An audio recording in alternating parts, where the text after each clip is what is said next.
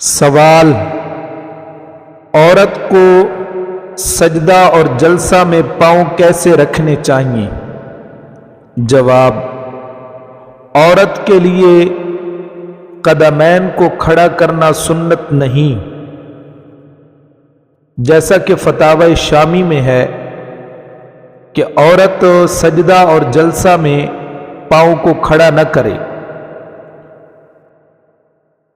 اور جلسہ تشہد وغیرہ میں تورک کرے عورت، یعنی سورین پر بیٹھے۔ دوسرا سوال یہ ہے کہ عورتیں سجدہ میں پاؤں کی انگلیاں کھڑی رکھیں یا بچھا دیں؟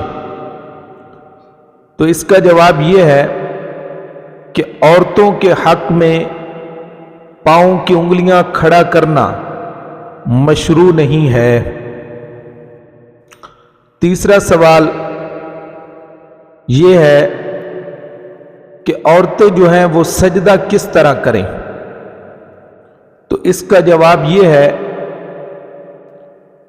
کہ عورتوں کو اپنے بدن اور اعضاء کو سجدہ وغیرہ میں خوب ملانا چاہیے، اور مردوں کی طرح کھل کر سجدہ نہیں کرنا چاہیے۔ مردوں کی طرح عورتوں کو کھل کر سجدہ کرنا یہ مکروہ ہے۔